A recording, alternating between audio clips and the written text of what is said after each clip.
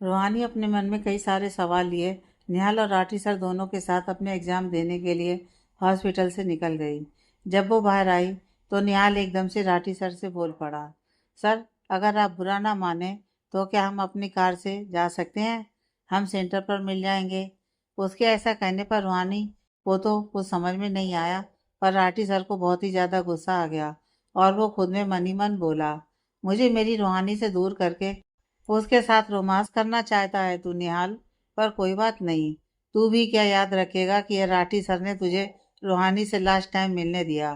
फिर अपने आप को एकदम नॉर्मल दिखाते हुए बोल पड़ा, हाँ हाँ निहाल क्यों नहीं, वैसे भी इस वक्त रूहानी को तुम्हारे साथ की बहुत ज़रूरत है। तुम दोनों अपनी कार से जाओ, मैं अपनी से आता हूँ। Thank you sir. निहाल इतना बोल अपनी कार के अंदर जाकर बैठ जाता है और रूहानी भी उसकी बगल वाली सीट पर बैठ जाती है। तभी कार कुछ ही मिनटों में राठी सर की नज़रों से ओझल हो जाती है। यह देख वो जोर से अपने हाथ को अपनी कार पर मार गुस्से में अंदर बैठ कार स्टार्ट कर निकल जाते हैं। इधर निहाल जब कार ड्राइव कर रहा होता है तो रूहानी उसके चेहरे को बड़े अजीब तरह से देखते हुए पूछे, मिस्टर निहाल, आप इस तरह से राठी सर को क्यों बोले कि वो हम लोगों के साथ ना जाएं? उन्हें आपकी बात का बुरा लग गया होगा तो? मिस रानी, सर को मेरी बात को जरा भी बुरा नहीं लगा होगा। इनफैक्ट वो तो मेरी बात अच्छी तरह से समझ गए होंगे। और अफसोस कि मेरी इकलौती पत्नी जिसके लिए मैंने ये सब किया, उन्हें कुछ समझ में नहीं आया होगा। अजीब है आप भी मिस रानी। मैं आपके साथ थोड़ा टाइम अकेले में स्पेंड करने का हमेशा रास्ता बनाता रहता हूँ और आप हैं कि मेरे सारे मूड का कचरा कर देती हैं। जब रूहानी निहाल की पूरी बात सुनती है तो उसके चेहरे पर एक प्यारी सी स्माइल आ जाती है और वो मुस्कुराते हुए कहती है, आपको पता है मिस्टर निहाल, आप जब जब इस तरह से मेरे साथ टाइम स्पेंड करने के लिए नए नए तरीके निकालते हैं ना, तो मुझे बहुत ज़्यादा खुशी मिलती है। मुझे लगता है कि मैं इस दुनिया में सबसे ज़्यादा स्पेशल हूँ। मुझे स्पेशल फील करवाने के लिए thank you so much mister Nihal. आप दुनिया का तो पता नहीं और मेरे लिए सच में स्पेशल हैं मिस रानी। आप मेरी जान है और मैं अपनी जान के लिए कुछ भी कर सकता हूँ ताकि उनके चेहरे पर ये प्यारी सी स्माइल हमेशा बनी रहे। अच्छा मिस रानी, आप नर्वस तो नहीं है ना अपने एग्ज़ाम को लेकर? देखिए ज़्यादा स्ट्रेस लेकर एग्ज़ाम देने की कोई भी ज़रूरत नहीं है। आप एग्ज़ाम दिल से दीजिएगा, जो आता है उसे लिखेगा, समझी? हाँ हाँ मिस्टर निहाल, मुझे पता है कि आपको मेरी बहुत ज़्यादा फिक्र होती है, पर डोंट वरी, मैं नर्वस नहीं हूँ। मेरा लकी चार्म तो मेरे साथ ही है, तो फिर मुझे नर्वस होने की ज़रूरत ही क्या है। देखिए बातें करते करते कॉलेज के बाहर तक पहुँच गए। अब मैं चलती हूँ। रूहानी इतना बोल कार का दरवाज़ा खोलकर बाहर ही जाने वाली थी कि तभी निहाल झट से रूहानी की कलाई पकड़ लेता है और एक अलग से अंदाज में बोलता है, आप कुछ भूल रही हैं मिस रूहानी। निहाल की बातों को सुन रूहानी एक बार अपने सारे सामान पर्स में अच्छी तरह से चेक कर लेती है और जब उसके बाद उसे समझ में नहीं आया कि वो क्या भूल रही है, तो फिर वो निहाल की तरफ मासूम भरे निगाहों से देखते हुए पूछी, मिस्टर निहाल, जहाँ तक मुझे पता है मैंने सारा कुछ तो ले लिया है, तो फिर अब क्या रह गया है जो मैं भूल गई हूँ? प्लीज़ जल्दी बताइए ना, कहीं कुछ छूट गया तो अंदर प्रॉब्लम हो जाएगी। रूहानी के मासूम चेहरे को देख निहाल बड़े ही प्यार से उसके गाल पर अपना एक हाथ रखते हुए आहिस्ते आहिस्ते उसके होठों की तरफ बढ़ने लगा और बिना ज़्यादा समय गंवाए उसके होठों पर अपने होठ रख दिए। उसके होठ रखते ही रूहानी की तो पूरी की पूरी बॉडी ही गर्म हो उठी। वो पूरी तरह सन्न रह गई और निहाल के स्पर्श में कहीं डूब सी गई। लेकिन निहाल जानता था कि इस वक्त रूहानी के एग्ज़ाम है, इसीलिए वो बस एक ही सेकंड उसके होंठ को चूम उससे दूर हो जाता है और मुस्कुराते हुए बोलता है, ये मिस रूहानी। ये सुनते ही रूहानी के चेहरे पर शर्म की लकीरें साफ साफ झलकने लगती हैं, जिसे देख निहाल भी मुस्कुरा देता है और कहता है, अब जाइए मिस रूहानी, कहीं ऐसा ना हो कि मैं खुद पर से कंट्रोल खो दूँ। उसके बाद मैं खुद का भी नहीं सुन पाऊंगा। फिर मुझे मत बोलिएगा कि मेरी वजह से आपका एग्ज़ाम छूट गया। आप भी ना मिस्टर निहाल। और हंसते हुए रूहानी कार से निकल कॉलेज की तरफ चल पड़ती है। जब वो कॉलेज के मेन गेट पर पहुंचती है तो एक बार पीछे मुड़कर निहाल को देखने लगती है, जो वहीं बैठे रूहानी को ही देखे जा रहा था। उसके बाद वो बाय कर कॉलेज के अंदर चली जाती है। उन दोनों के बीच की ये प्यार भरे पल को वहीं कुछ दूरी पर अपनी कार को रोक राठी सर देख रहे होते हैं और एक डेविल भरी स्माइल अपने चेहरे पर लाते हुए खुद में कहते हैं, यह आखिरी बार था मिस्टर निहाल खुराना, जब तू मेरी रूहानी को इस नज़र से देख रहा था। आज के बाद मैं अपनी रूहानी को दुनिया से छिपा कर रखूँगा। रूहानी कॉलेज के अंदर चली जाती है और निहाल भी उसे ड्रॉप करने के बाद वापस से हॉस्पिटल चला जाता है। क्योंकि रूहानी का एग्ज़ाम लगभग 3 घंटे तक चलने वाला था, इसीलिए उसने सोचा एक बार हॉस्पिटल से घूम कर आ जाए। अगर वहाँ उसकी कोई ज़रूरत हुई तो वो निपटा लेगा। इधर रूहानी भी अपने पेपर बहुत ही मन लगाकर लिख रही थी। उसे हर एक सवाल का जवाब आ रहा था, इसीलिए वो काफ़ी खुश भी लग रही थी। लगभग 3 घंटे बाद शाम के 5 बज चुके थे और अब एग्ज़ाम भी ख़त्म हो चुके थे। इसलिए निहाल कॉलेज के बाहर अपनी कार लिए रूहानी के निकलने का वेट कर रहा था।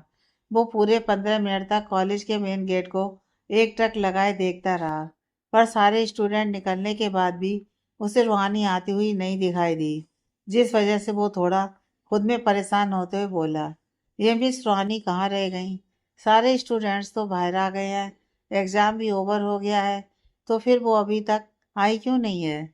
शायद किसी टीचर से मिलने लग गई होगी। निहाल अभी यह सोच मन को शांत कर ही रहा था कि तभी पीछे से एक आवाज़ सुनाई दी, निहाल सर, आप यहाँ पर? वो आवाज़ सुनते ही निहाल तुरंत अपने पीछे पलटकर देखने लगा और जैसे ही वो पीछे पलटा, रूहानी की फ्रेंड सनाया को देखकर वो बोल पड़ा, सनाया तुम? अच्छा हुआ जो तुम मुझे मिल गई।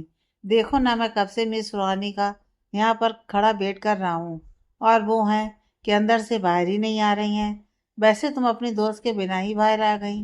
निहाल के सवालों ने सनाया को थोड़ा हैरान कर दिया और वो अजीब तरीके से निहाल के चेहरे को देखते हुए बोली, निहाल सर, ये आप क्या बोल रहे हैं? रूहानी वाला मेरे साथ क्यों निकलेगी? और वो निकलेगी ही क्यों?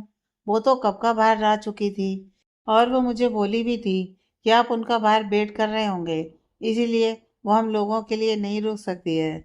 जब सनाया ये सारी बात निहाल को बताती है तो निहाल बहुत ज़्यादा घबरा जाता है और परेशान हो बोलता है, तो इसका मतलब है कि मिस रूहानी अंदर नहीं है? अगर ऐसा है तो वो मुझसे अभी तक मिली क्यों नहीं? मैं तो बाहर उसका वेट कर रहा हूँ 15 मिनट से। निहाल सर, आप बेवजह घबरा रहे हैं। हो सकता है ना कि रूहानी जब बाहर निकली होगी और आप उस टाइम उसे नहीं दिखे होंगे तो वो खुद ही घर के लिए चली गई होगी। आप एक बार घर फ़ोन करके पता कर लीजिए। तुम ठीक ही बोल रही हो सनाया, मैं बेकार में उल्टा सीधा सोच रहा हूँ। अच्छा, तुम भी अपने घर जाओ, मैं घर पर बात करता हूँ। शायद मिस रूहानी घर ही चली गई होंगी। निहाल के कहने पर सनाया वहाँ से चली जाती है।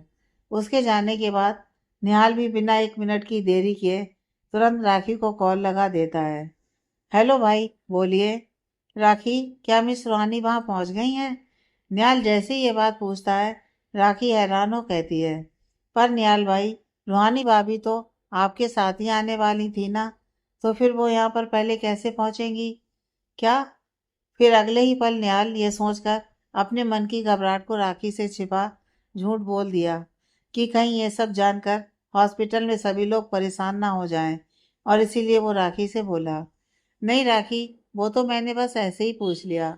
मुझे लगा शायद मैं कॉलेज पहुंचने में थोड़ा लेट हो गया, इसीलिए हो सकता है मिस रानी वापस हॉस्पिटल चली गई होंगी, लेकिन वो कॉलेज से निकल रही हैं, मैंने देख लिया। अच्छा, अभी मैं कॉल रखता हूँ। ठीक है भाई, राखी ये बोल कॉल रख देती है। इधर निहाल अब बहुत ज़्यादा ही डर गया था। इस तरह अचानक से उसका प्यार कहीं गायब सा हो गया था, इसीलिए उसे बहुत ज़्यादा डर लग रहा था। मिस रानी, कहाँ हैं आप? प्लीज़ मेरे साथ ऐसा मजाक मत कीजिए, मुझे बहुत डर लग रहा है। निहाल वहीं खड़ा मायूस सा चेहरा लिए खुद में ही बोले जा रहा था। इधर कॉलेज से लगभग 2 घंटे की दूरी पर एक सुनसान सी जगह पर बड़ा सा फार्म हाउस था, जिसके दूर दूर तक एक भी इंसान नहीं दिखाई दे रहा था। उस फार्म हाउस के एक कमरे में रूहानी बेहोश बेड पर लेटी हुई थी और उसके पास राठी सर बैठे हुए बस उसे निहारे जा रहे थे और खुद में बोले जा रहे थे, बस रूहानी, अब कुछ ही देर में हमारी शादी हो जाएगी और फिर तुम हमेशा हमेशा के लिए मेरी हो जाओगी, सिर्फ मेरी। मैं जानता हूँ कि तुम भी उस निहाल के साथ खुश नहीं हो। बस ये शादी जबरदस्ती निभा रही हो। कहाँ तुम और कहाँ वो निहाल। तुम्हें तो मैं अपनी जान बना कर रखूंगा।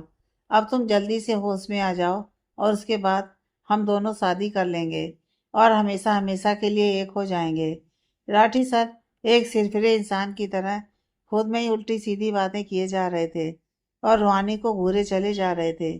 कभी वो अपने हाथों से रूहानी के बालों को सुलझाता तो कभी उसके मुलायम गोरे गाल पर अपनी उंगली फेरता। तभी रूहानी को धीरे धीरे कर होश आने लगा और जैसे ही वो हल्के से अपनी आंखें खोली, सामने राठी सर को अपने इतने करीब देख एक झटके में ही घबरा जोर से उन्हें धक्का देते हुए खुद उठकर बैठ जाती है और चारों तरफ नजरें घुमा घुमा कर देखते हुए बोलती है, ये कौन सी जगह है और मैं यहाँ पर कैसे आ गई। राठी सर, आप यहाँ पर आप तो मुझे हॉस्पिटल लेकर जाने वाले थे ना, तो फिर ये किस जगह लेकर आए हैं मुझे। रूहानी एक के बाद एक सवाल किए जा रही थी। उसके दिमाग में इस वक्त इतना ज्यादा कुछ चल रहा था कि वो समझ नहीं पा रही थी कि वो क्या पूछे और क्या नहीं। उसे इतना सवाल करते देख राठी सर थोड़ा झुंझला गए और गुस्से से बोले, तुम वहीं आई हो रूहानी, जहाँ पर तुम्हें आना चाहिए। समझी तुम। आज पहली बार था जब रूहानी से राठी सर इतने गुस्से में बात किए थे। उन्हें इस तरह से बात करते देख रूहानी थोड़ा डर गई और इसीलिए वो चुप हो गई। पर उसके दिमाग में बहुत कुछ चल रहा था। लेकिन वो इतना तो समझ गई थी कि उसे राठी सर से कोई जवाब नहीं मिलने वाला है। इसीलिए वो उनसे आगे कुछ भी नहीं पूछी। रूहानी की बातों से राठी सर को इतना गुस्सा आ गया था कि वो इस वक्त थोड़ा शांत होने के लिए कमरे से निकल बाहर चले गए। उनके जाते ही रूहानी झट से बेड पर से उतर नीचे खड़ी हो गई और तेजी से चलकर दरवाजे के पास जा पहुंची। जब वो दरवाजा खोलने की कोशिश करी तो दरवाजा बाहर से बंद किया हुआ था। यह देख वो घबरा गई और बोली, ये राठी सर ने मुझे यहाँ पर बंद क्यों करके रखा है। वो मुझसे ये कहकर कार में बिठाए थे कि मिस्टर निहाल ने उन्हें बोला है कि वो मुझे हॉस्पिटल ड्रॉप कर दें, क्योंकि उन्हें एक ज़रूरी काम से पहले जाना पड़ा। राठी सर को यह बात अच्छी तरह से मालूम थी कि वो मुझे मिस्टर निहाल का नाम ले आराम से कन्विंस कर लेंगे और रास्ते में ज़बरदस्ती मुझे पानी पीने के लिए भी फोर्स किए। उस पानी में ज़रूर राठी सर ने कुछ नशा मिलाया था। उसी को पीने के बाद एकदम बेहोश हो गई और अब जब मुझे होश आया तो मैं यहाँ पर, पता नहीं ये कौन सी जगह है। पर मुझे अभी भी एक बात समझ में नहीं आ रही है कि राठी सर ने मुझे किडनैप क्यों कर रखा है। उनके दिमाग में आखिर में चल क्या रहा है। पता नहीं मिस्टर निहाल और सभी घर वाले कितना परेशान हो रहे होंगे मेरे लिए। मैं क्या करूं भोलेनाथ अब। इधर निहाल अपनी कार के सहारे खड़ा बस अपनी आंखों में भरे आंसुओं को रोकने की कोशिश कर ही रहा था कि तभी एक गाड़ी की तेज हॉर्न की आवाज़ सुन उसका दिमाग एकदम से काम करने लग गया और वो खुद से बोला, नहीं, मैं इस तरह से हार नहीं मान सकता हूँ। मिस रूहानी जरूर किसी मुसीबत में है और मुझे उन्हें किसी भी हालत में बचाना होगा। एक बार जब मैं उन गुंडों के बीच फंस गया था तो मिस रूहानी ने मुझे ढूंढ निकाला था और आज मेरी बारी है। मैं मिस रूहानी को वापस अपने पास ले आऊंगा। निहाल इतना बोल तेजी में कार के दरवाजे को खोल बैठने ही वाला था कि तभी उसकी नज़र कार से कुछ ही दूरी पर गिरे एक रुमाल पर जा पड़ती है। उस रुमाल को देखते ही निहाल कार में बैठने की बजाय उस तरफ बढ़ जाता है और उस रुमाल को अपने हाथ में उठाते हुए कहता है, ये रुमाल, ये तो मिस रूहानी का है। हाँ, मुझे अच्छी तरह से याद है कि यह रुमाल मिस रूहानी का ही है और वो इस रुमाल से बहुत ज़्यादा अटैच भी थी। एक बार जब मैंने मजाक में उनके हाथ से ये छीन बेड पर फेंक दिया था तो वो बहुत ज़्यादा नाराज हो गई थी। पर यह रुमाल यहाँ पर आया कैसे। इसका मतलब कि मिस रूहानी को किसी ने किडनैप कर लिया है। ओह गॉड। निहाल इतना सोच तेजी में कार की ड्राइविंग सीट पर बैठ गया और एकदम स्पीड से कार ड्राइव करने लगा। वो कार भी ड्राइव किए जा रहा था और अपनी नज़र इधर उधर भी घुमा घुमा कर देखे जा रहा था। हॉस्पिटल। जब शाम के 7 बज गए थे तो रुक्मणी जी थोड़ा निहाल और रूहानी के बारे में परेशान हो राखी और अनु से बोली, बेटा अभी तक तुम्हारे भाई और भाभी हॉस्पिटल नहीं आए हैं। रूहानी बहू का एग्जाम तो 5 बजे तक ही ख़त्म हो गया होगा, तो फिर वो लोग अभी तक यहाँ पर आए क्यों नहीं हैं। न जाने, मेरा दिल बहुत ज़्यादा घबरा रहा है। राखी, तुम एक बार निहाल को कॉल करके पूछो ना, कब तक वो दोनों आएंगे। रुक्मणी जी की बातों को सुनने के बाद राखी मन ही मन खुद में बोलती है, घबराहट तो मुझे भी हो रही है माँ। जिस तरह से निहाल भाई ने रूहानी भाभी के बारे में पूछा था, इससे तो ये साफ है कि कुछ तो परेशानी थी, पर भाई ने मुझे बताई नहीं। और अब मैं आपको क्या बोलूँ, भाई को कॉल करूँगी तो वो और ज़्यादा परेशानी होंगे। राखी बेटा, निहाल को एक बार कॉल करो ना। अरे माँ, मैं तो आपको बताना ही भूल गई थी। वो शाम को भाई ने कॉल किया था। वो बोल रहे थे कि उन्हें आने में थोड़ी देर हो जाएगी, क्योंकि वो घर से होते हुए आएंगे। अच्छा चलो फिर ठीक है, मैं जाकर जीजी के पास ही बैठती हूँ। रुक्मणी जी ये बोल वहाँ से चली जाती हैं और उनके जाने के बाद राखी मन ही मन कहती है, माँ मैंने आपसे तो झूठ बोल दिया, क्योंकि मैं आपको सच बता परेशान नहीं करना चाहती थी, पर अब मुझे भाई से सच जानना होगा। न्याल खुद को हिम्मत दे रूहानी को ढूंढने निकल पड़ा। इधर रूहानी उस पूरे कमरे में कभी इधर तो कभी उधर दौड़ दौड़ कर भागे जा रही थी और वहां से निकलने की कोशिश में लगी हुई थी। तभी उसे उस कमरे में एक छोटा सा खिड़की दिखा, जो ज्यादा बड़ा नहीं था, बस हवा आने जाने के लिए छोड़ा गया था। उसे देखते ही रूहानी एकदम से खुश हो बोल पड़ी, thank you, thank you so much Bholenath, आपने मुझे उम्मीद का रास्ता दिखा दिया। बाकी तो मैं कुछ भी करके यहाँ से निकलूंगी तो जरूर। रूहानी इतना बोल अपने दोनों हाथों को जोड़ भगवान जी को प्रणाम कर उस खिड़की की तरफ दौड़ पड़ती है। पर जब वो खिड़की के पर्दे को हटा उसके पल्ले को खोलने लगती है, तो उसे एहसास होता है कि वो पल्ला बाहर से लॉक है, जिस वजह से वो एक बार फिर से निराश हो जाती है। ये बाहर से बंद किया हुआ है, अब मैं कैसे निकलूंगी। पता नहीं राठी सर के दिमाग में चल क्या रहा है, वो मुझे इस तरह से किडनैप करके और यहाँ क्यों ले आए हैं। अभी रोहानी सोचने की कोशिश कर ही रही थी कि तभी उसके कानों में किसी आदमी की आवाज़ सुनाई पड़ गई। ये आवाज़ ये आवाज़ तो राठी सर की है। वो इस तरह किससे बात कर रहे हैं। रोहानी ये सोच उस खिड़की के पल्ले में अपने कान लगा उनके बीच हो रही बातों को सुनने की कोशिश करने लगी। इधर राठी सर एक लड़के से बोल रहे थे, मैं जब तक वापस लौट कर ना आ जाऊं तब तक तुम रूहानी पर नज़र रखना। वैसे तो मैंने उसे उस कमरे में बंद कर दिया है, लेकिन फिर भी उस पर अपनी पैनी निगाह रखना। लड़की काफ़ी समझदार है, इसीलिए वो यहाँ से निकलने की पूरी कोशिश करेगी। मैं आधा घंटे में सारा सामान लेकर वापस लौट आऊँगा। सर आप जरा भी यहाँ की टेंशन मत रखिएगा, मैं रूहानी मैम का पूरा ध्यान रखूँगा और उन पर नज़र भी रखूँगा। वैसे सर, अगर आप बुरा ना माने तो क्या मैं आपसे एक बात पूछ सकता हूँ। वो क्या है ना कि मैंने आज तक आपको इतना गुस्से में कभी नहीं देखा था, और आज आप ये सब, मेरा मतलब है कि वो लड़का अभी अपनी बात पूरी कर पाता उससे पहले ही राठी सर उससे बोल पड़ते हैं। तुम्हें यही सोचकर आश्चर्य हो रहा होगा ना कि मैं इस तरह से रूहानी को किडनैप करके क्यों रखा है, और ऐसा करके मुझे क्या मिलेगा। सर वो तो मैं बस, उस लड़के के कंधे पर राठी सर अपना हाथ रखते हुए थोड़ा मुस्कुराकर बोल पड़े, मैं रूहानी से बहुत ज़्यादा प्यार करता हूँ और प्यार में सब जायज़ है। ये बात तो तुम जानते ही होगे। मैं रूहानी से उस वक्त से प्यार करता हूँ जब से मैंने उसे पहली बार देखा है, पर यह दुनिया मुझसे मेरी रूहानी को दूर करने की कोशिश कर रही है, इसीलिए मुझे ये सब करना पड़ा। बस एक बार आज मैं उससे शादी कर लूँ, उसके बाद सब ठीक हो जाएगा। अच्छा, मैं शादी का सारा सामान लेकर आता हूँ, तुम तब तक उस पर नज़र रखना। राठी सर यह सब बोल वहाँ से जाने के लिए अपनी कार की तरफ बढ़ जाते हैं। इधर रूहानी वो सारी बातें सुन पूरी तरह से सन्न रह गई थी। उसे तो यकीन ही नहीं हो पा रहा था कि जिसे वो अपने पिता के समान मानती थी, वो इंसान उससे ही शादी करने के ख्वाब देख रहा है। उस पल तो मानो रूहानी के पैरों तले जमीन ही खिसक गई हो। नहीं नहीं, मैं ये सब नहीं होने दूंगी। मैं सिर्फ और सिर्फ मिस्टर निहाल की हूँ और मुझे उनसे कोई नहीं छीन सकता है। हे भगवान, अब मैं क्या करूँ। मैं यहाँ से निकल भी नहीं सकती हूँ।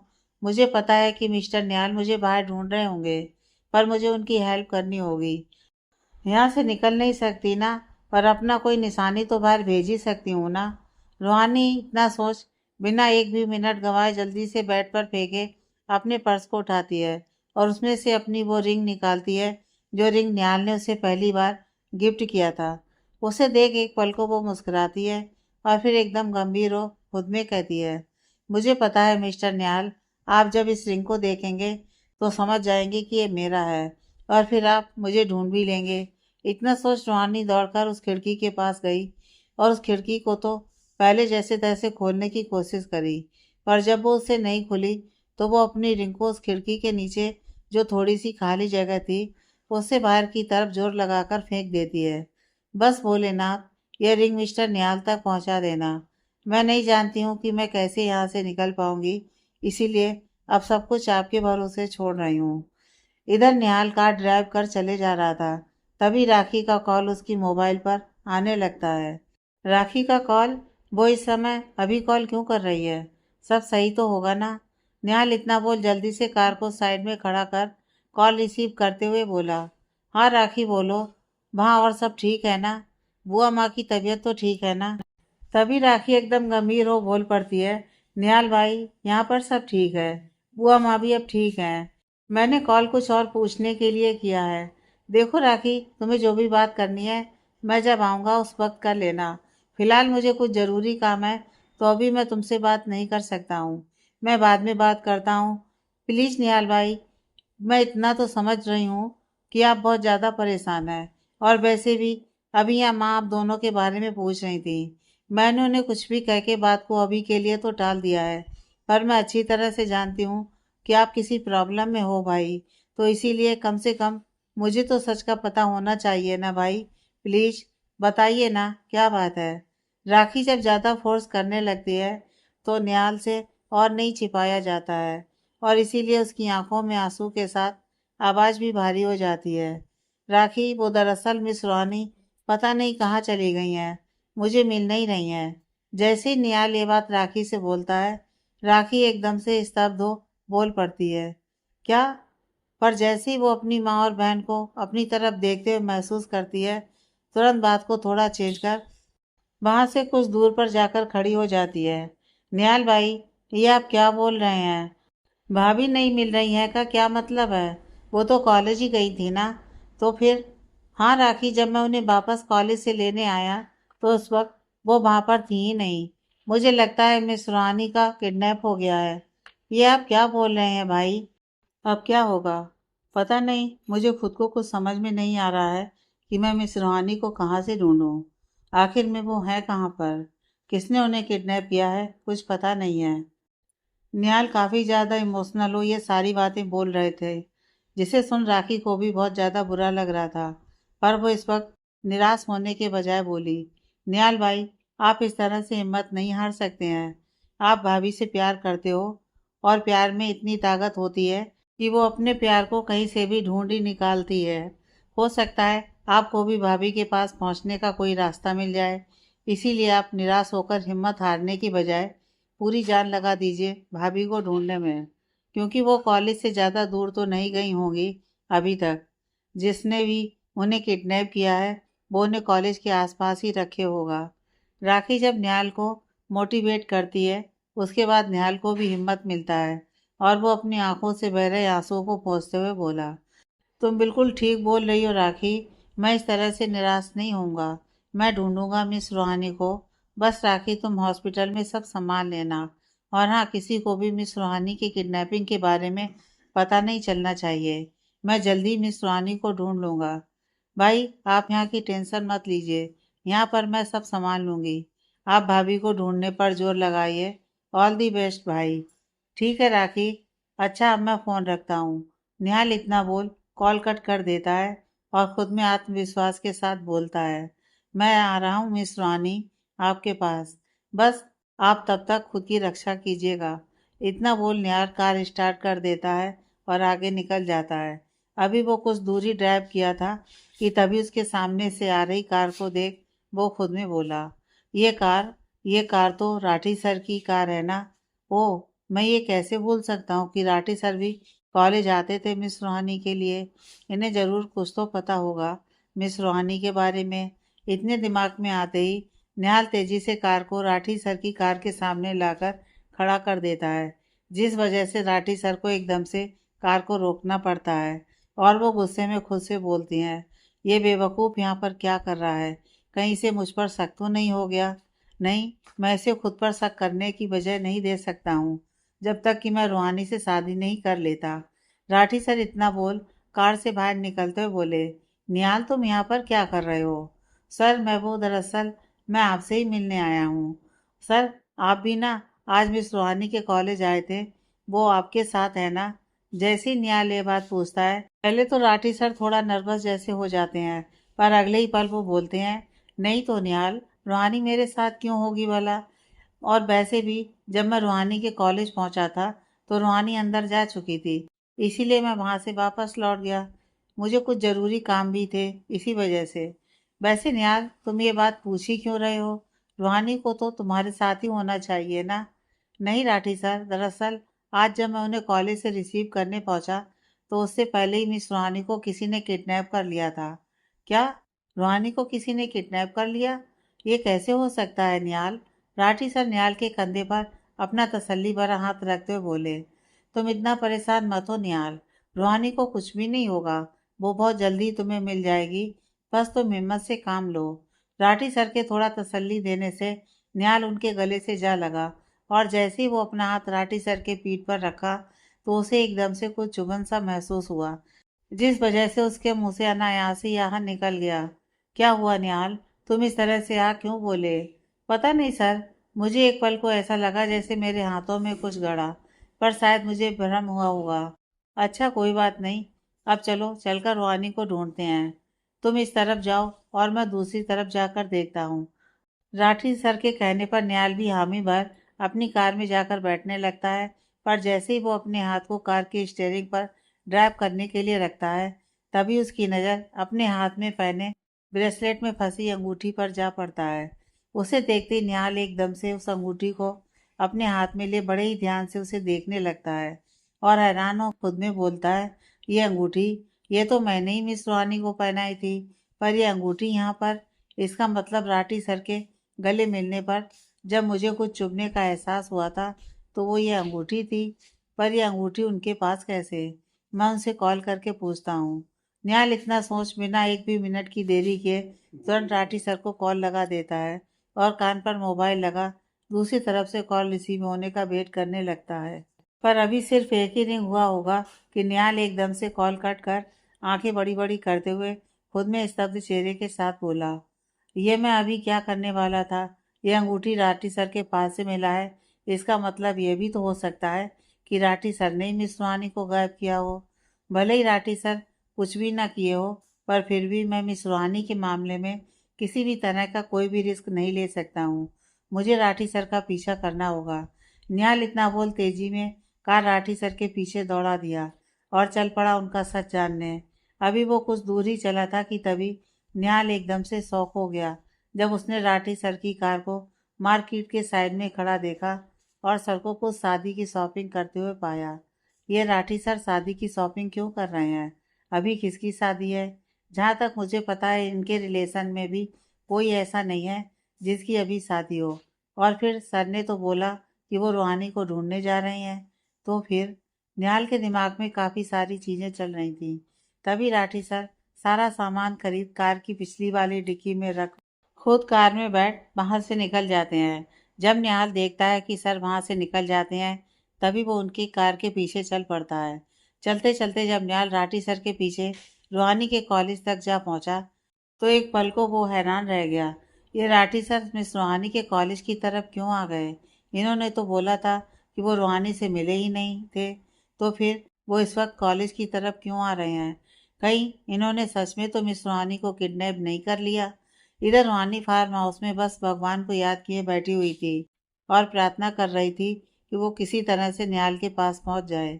तभी उसके कान में कार के आने की आवाज़ सुनाई पड़ गई।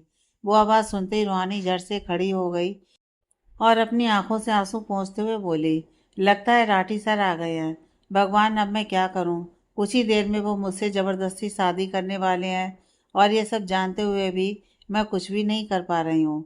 इधर निहाल उस फार्म हाउस से कुछ दूरी पर अपनी कार को रोक खुद में बोला, ये सर किस फार्म हाउस में आ गए हैं?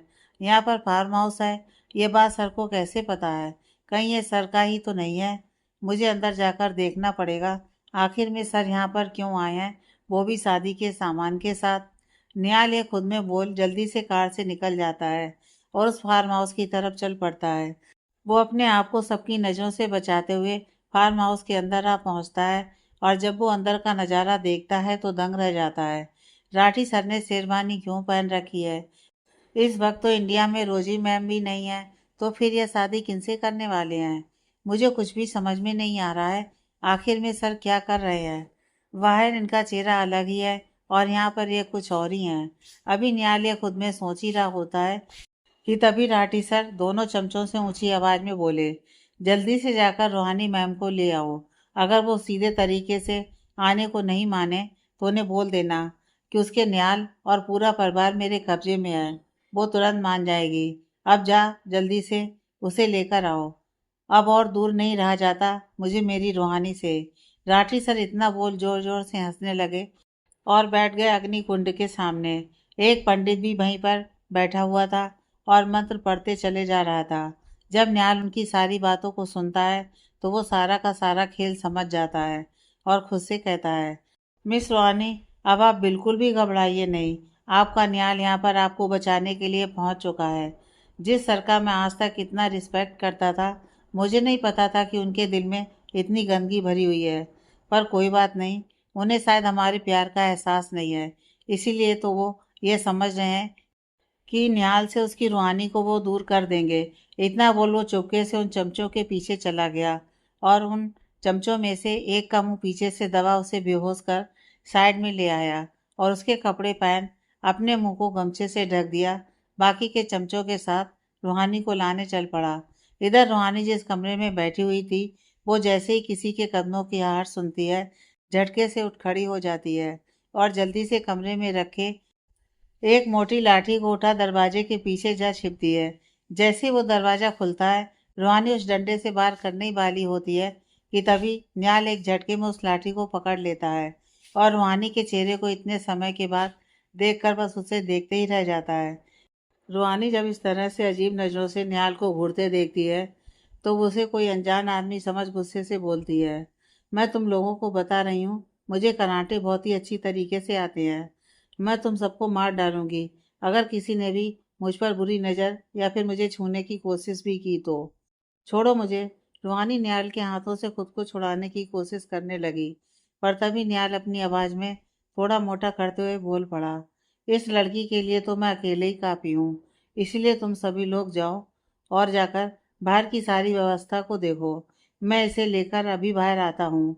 बहुत घमंड है ना इसे अपने कराटे पर। मैं भी देखता हूँ कि ये मेरे सामने कैसे टिक पाती है। उसकी बातों को सुन सारे चमचे वापस से बाहर चले जाते हैं और उन लोगों के जाते ही रूहानी एकदम से छटपटा निहाल के हाथों से अपने आप को छुड़ा लेती है और कमरे से भागने के लिए दौड़ पड़ती है। लेकिन अभी वो भागने में कामयाब हो पाती, उससे पहले ही निहाल उसकी कलाई को पकड़ उसे अपनी तरफ खींच लेता है और उसके मुंह पर अपना हाथ रख उसे चुप रहने के लिए बोलते हुए कहता है, मिस रानी, मैं हूँ निहाल, प्लीज आप इस तरह चिल्लाइए मत।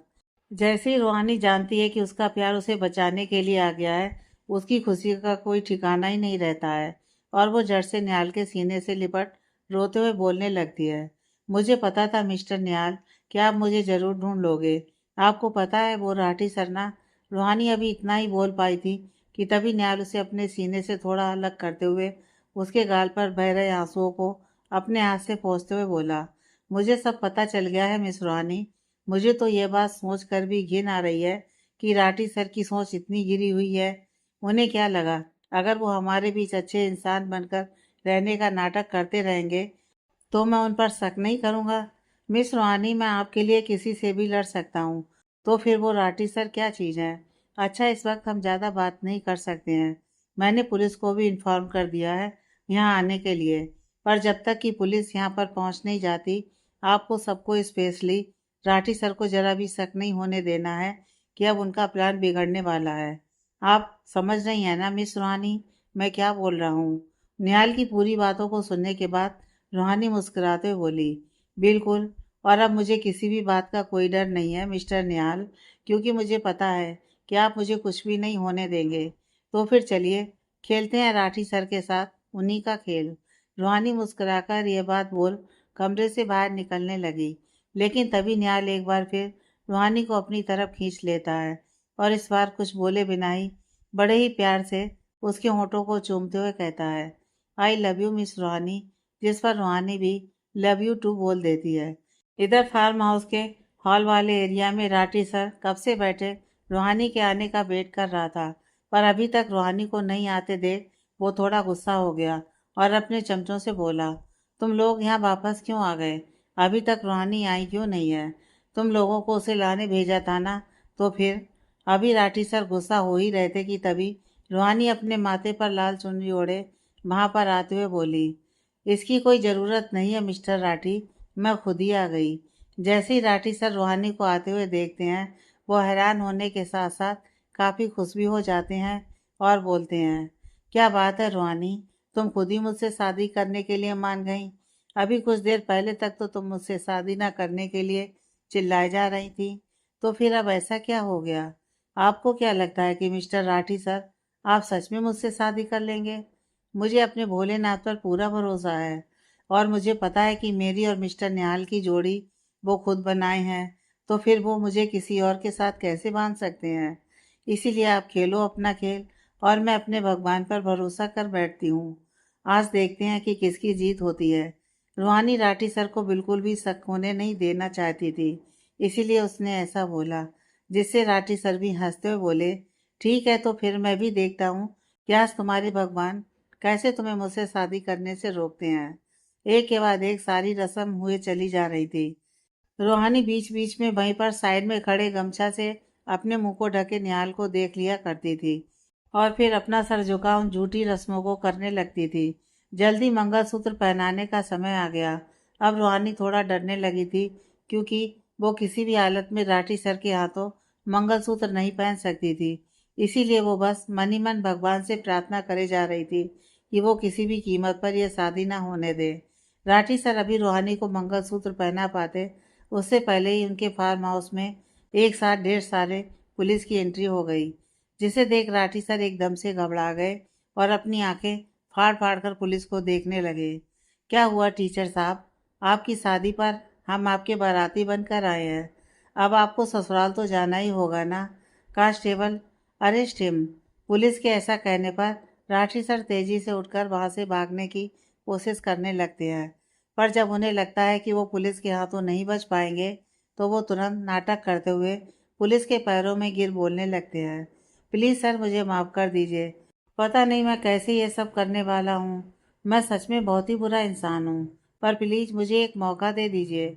ये सब बोलते बोलते बड़े ही शातिर तरीके से राठी सर पुलिस की बंदूक को उनकी कमर से छीन ले रूहानी के सर पर लगा दिए और बोले, खबरदार जो किसी ने भी मुझे पकड़ने या मेरे पास आने की भी कोशिश की तो निहाल, अगर तूने जरा भी होशियारी दिखाई तो अपनी रूहानी से हाथ धो बैठेगा।